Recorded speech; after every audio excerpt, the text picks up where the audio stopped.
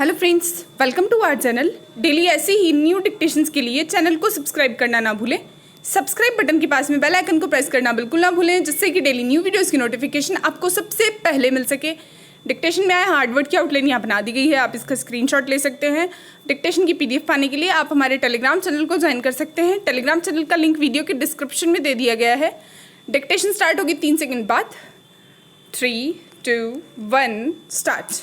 हमारे देशवासियों की आदतें और सोच सारी दुनिया से निराली है।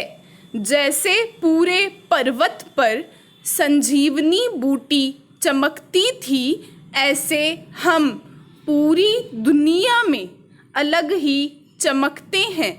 भले ही हमारे देश में जाति पाति का भेद हो, पर आदतों में कोई भेदभाव नहीं है। उनमें राष्ट्रीयता और देशभक्ति खूब टपकती है। यानी किसी भी भारतीय को विश्व के किसी भी कोने पर भेज दो, अपनी आदतों की वजह से वो अलग ही पहचाना जाएगा। पैरा, मसलन भारतीय बड़े ही पैसा वसूल टाइप होते हैं। 10 रुपए की वस्तु के 10 गुने दाम वसूल लेते हैं। भाई, हम विदेशियों की तरह फिजूल खर्च तो है नहीं, जो इस्तेमाल करने के बाद वस्तु फेंक दे। हम पानी की और कोल्ड ड्रिंक की बोतल फेंकते नहीं, वो तो हमारे फ्रिज की शोभा बनती है। अचार की बोतलें, चाय के डब्बे या और कोई ऐसा डब्बा या बोतल जो सामान के साथ आता है, वह वर्षों वर्ष हमारी रसोई की शान बनता है। पैरा, हम तो टूथपेस्ट और शेविंग क्रीम जैसी ट्यूब को नीचे से काट कर इस्तेमाल कर डालते हैं, क्योंकि एक बूंद भी फेंकना हमें गवारा नहीं। और तो और अब तो हमारे यहाँ कुछ कंपनियों ने स्क्वीज़र यानी ट्यूब निचोड़ने वाला तक बना डाला है। ये तो कुछ भी नहीं, हम तो टूथब्रश का इस्तेमाल भी दिल से करते हैं। यानी पहले दांत साफ करते हैं, फिर गहने, फिर बर्तन, और उसके बाद भी बचे ब्रश वाला हिस्सा काट कर उसका नाड़े पानी बना डालते हैं। यानी पजामे में नाड़ा डालने के काम में लाते हैं। पैरा, हम वस्तुओं से अपनी वफादारी पूरे तौर पर निभाते हैं और उसकी अंतिम सांस तक उसका इस्तेमाल करते हैं। जैसे हम पहले नए कपड़े बाहर आने जाने में पहनते हैं, कुछ पुराने होने पर घर पर पहनेंगे और उसके बाद वो कपड़ा डस्टर या पोछा बन जाएगा। हम में से कुछ लोग तो इतने महान होते हैं कि पुराने कपड़ों को रसोई में इस्तेमाल कर डालते हैं। पैरा, एक बार मेरी एक अभिन्न मित्र अपने पति के दोस्त के घर पर डिनर के लिए गई। जब डिनर लगने का समय हुआ तो वो उनकी पत्नी के साथ रसोई में चली गई। वहाँ उसने जो देखा, उससे उसका दिल खराब हो गया और वो अपने पति से वापस चलने की जिद करने लगी। तबीयत खराब होने का बहाना करने लगी।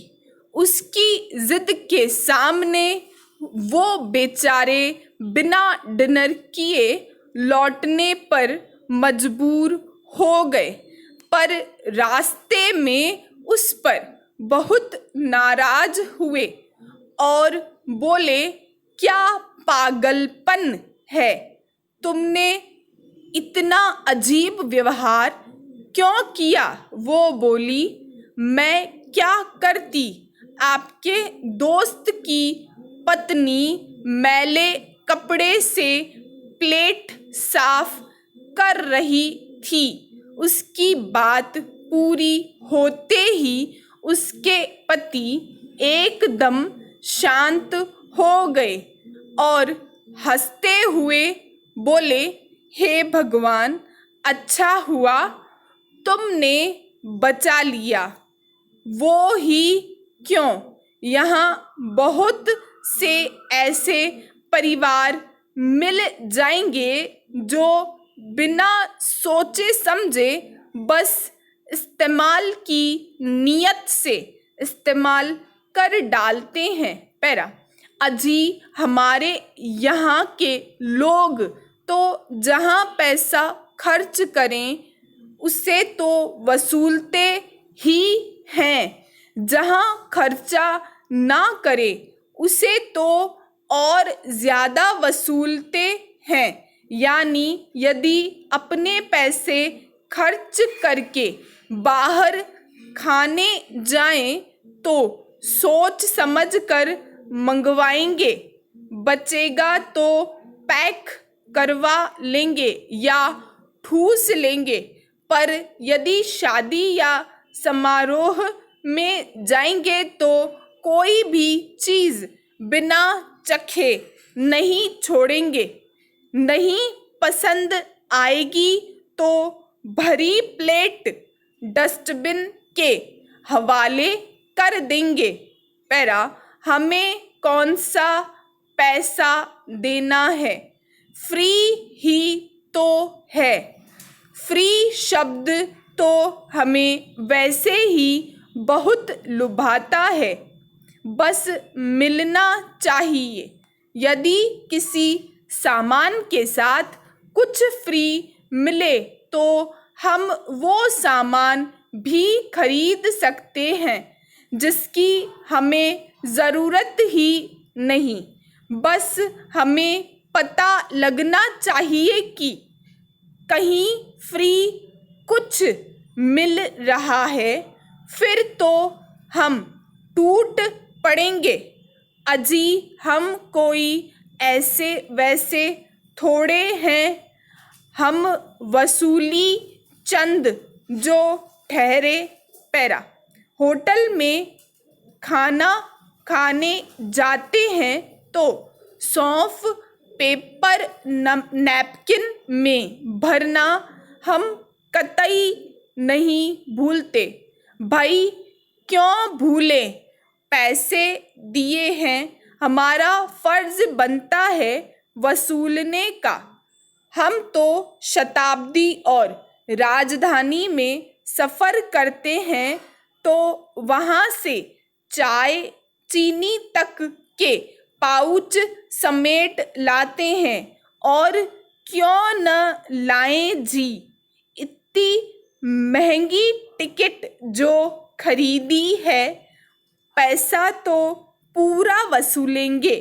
पैरा, हमारे यहाँ लोगों की एक और आदत होती है जो हमें सारी दुनिया से भिन्न बनाती है, वो ये कि हम हर चीज़ को अपना समझते हैं, हर जगह पर अपना अधिकार मानते हैं। स्टॉप, डिक्टेशन समाप्त हुआ।